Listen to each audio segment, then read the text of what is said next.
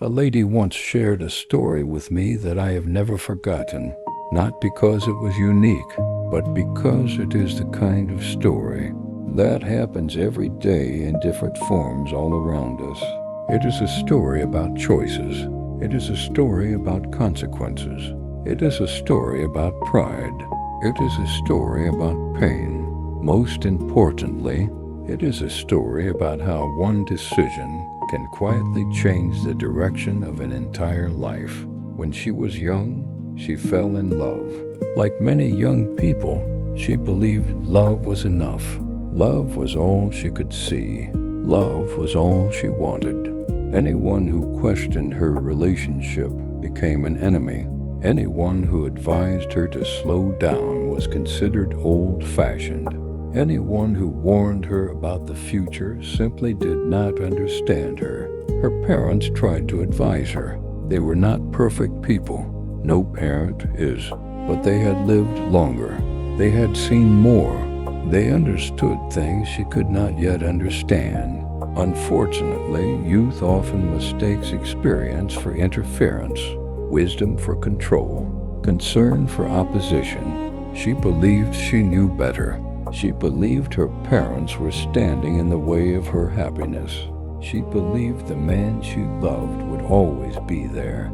So she left. She ran away with him. At that moment, she probably felt free. She probably felt powerful. She probably felt like she was finally taking control of her life. What she did not know was that some decisions feel exciting in the beginning, because the consequences have not yet arrived. The first months were beautiful. The relationship was exciting. They laughed together. They planned together. They dreamed together. She was convinced she had made the right choice. Then reality slowly arrived. Pregnancy came. Then children came. Responsibility came. Bills came. Pressure came. Life became more than romance. Love stories often look different when rent is due, when children need food, when school fees must be paid, when sickness enters the home, when money becomes scarce. As the years passed, she dropped out of school. Her education stopped. Her dreams were postponed. At first, she probably believed she would return later. Many people say that. I will go back next year. I will continue later. I just need to settle down first. But life has a way of becoming more complicated with time, not less. 1 year became 2. 2 became 5. 5 became many more. Eventually, she found herself standing far away from the future she once imagined. Meanwhile, the relationship continued to deteriorate. The man she trusted began to change.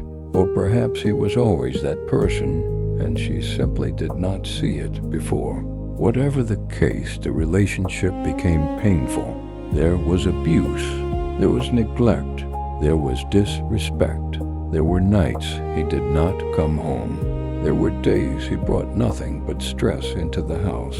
The environment became toxic. The happiness disappeared. The dreams disappeared. The security disappeared. Then one day he left, just like that, gone. The man she sacrificed everything for walked away. The man she chose over her parents walked away, leaving her behind with children and responsibilities. Many people underestimate how heavy life becomes when they must carry it alone, especially when they are unprepared. She now faced a difficult reality.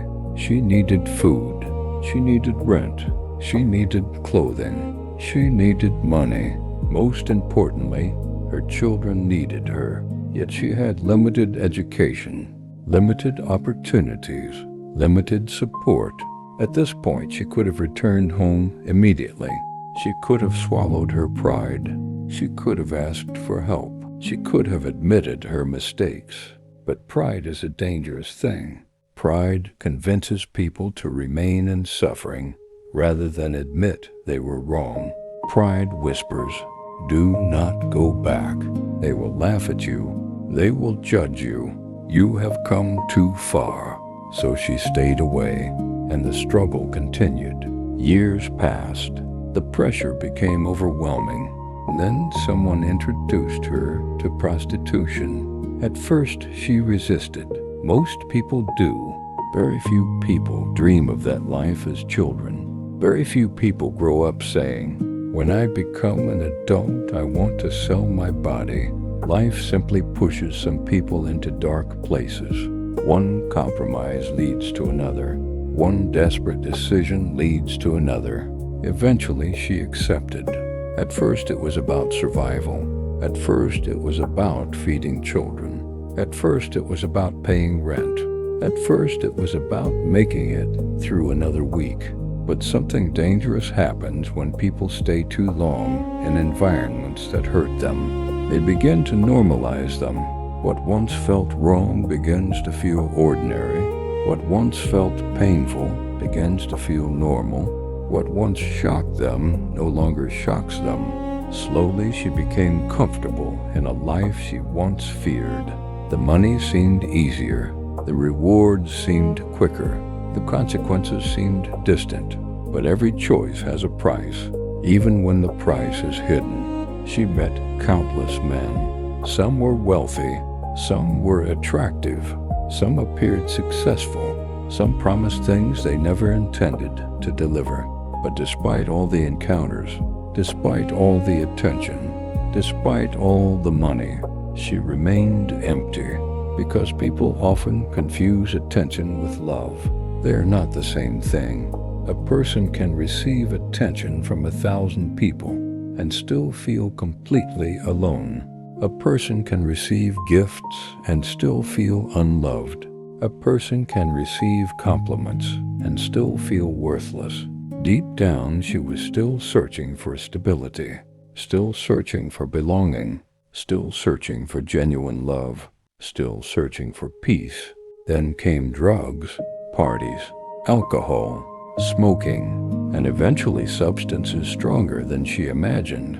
One night she accepted something she thought was harmless. It was not. The substance overwhelmed her. She lost control. She became vulnerable. Several men took advantage of her. She was left helpless, broken, used, abandoned.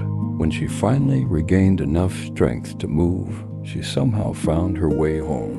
The painful irony was that she was not even paid. She endured all that suffering and received nothing. Moments like these reveal a harsh truth. The street never loves anyone. The street only uses people. When it is finished using them, it leaves them behind. Years continued to pass. She eventually left her children with her parents, not because she had solved her problems, but because she wanted greater freedom. Meanwhile, the children carried wounds of their own. Children notice more than adults think. They notice absence. They notice instability. They notice pain, even when they do not understand it. Now, years later, she finds herself wanting something different. She wants a husband. She wants commitment. She wants stability. She wants peace. She wants a family. She wants security. But she is discovering something many people learn too late. The future is built by yesterday's decisions. The life we want tomorrow often requires sacrifices today. This story is not meant to condemn her. It is not meant to mock her. It is not meant to make anyone feel superior, because the truth is that every human being has made mistakes. Some mistakes are simply more visible than others. The purpose of this story is reflection. What could she have done differently? She could have listened to wisdom. She could have remained in school. She could have built her independence before depending on a relationship. She could have taken time to understand the character of the man she loved. She could have maintained a healthy relationship with her family. She could have returned home earlier when things began falling apart. She could have sought support instead of hiding in shame. She could have chosen temporary embarrassment over long-term suffering. But the more important question is this: what can she do now? Because the past cannot be changed. No amount of regret can rewrite yesterday. No amount of tears can erase previous decisions. No amount of wishing can reverse time. The only thing she controls now is her next step. The first thing she must do is take complete responsibility for her life. Not partial responsibility, complete responsibility. Blaming parents will not help. Blaming society will not help. Blaming men will not help. Blaming friends will not help. Responsibility is where healing begins. The second thing she must do is leave destructive environments completely. Not occasionally, not partially, completely. A person cannot heal in the same environment that continues to wound them. The third thing she must do is rebuild her relationship with her children. Children need more than money. They need presence. They need guidance. They need love. They need a mother. The fourth thing she must do is seek education and skills. Formal education if possible. Vocational training if necessary. Business skills. Digital skills. Trade skills. Any honest skill that creates value, because sustainable income creates dignity. The fifth thing she must do is surround herself with better influences. The people around us shape our future more than we realize. If everyone around a person is self-destructive, eventually that person becomes self-destructive too.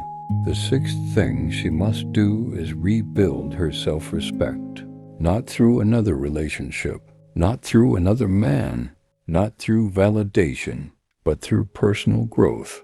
Healing begins when people discover their value outside of what others think about them. The seventh thing she must do is learn patience. Many people destroy their lives because they want quick results, quick love, quick money, quick success, quick solutions. Yet most lasting things require time. The eighth thing she must do is forgive herself, not excuse herself, not deny responsibility. Forgive herself, because a person who cannot forgive themselves remains trapped in shame forever.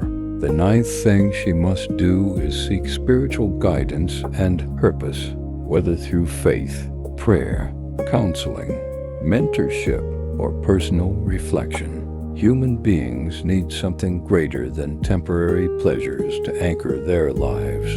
The 10th thing she must do is understand that her story is not finished. As long as she is alive, there is still opportunity. There is still hope. There is still possibility. There is still a future. The woman who made terrible decisions at 20 is not required to remain that person at 40. People can change. People do change. Lives can be rebuilt. Families can be restored. Character can be transformed. The journey will not be easy. Some people will judge her. Some people will reject her. Some people will remind her of her past. But she cannot spend her life trying to convince everyone. She must focus on becoming better, one day at a time, one decision at a time, one habit at a time, one step at a time. And perhaps that is the greatest lesson in all of this.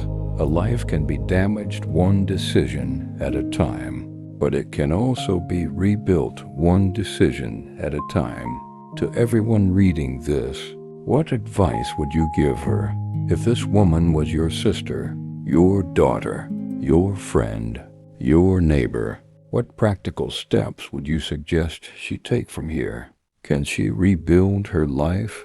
Can she restore her relationship with her children? Can she find purpose again? Can she create a better future? Share your thoughts. Someone reading your advice today may be standing at a crossroads that could change the rest of their life.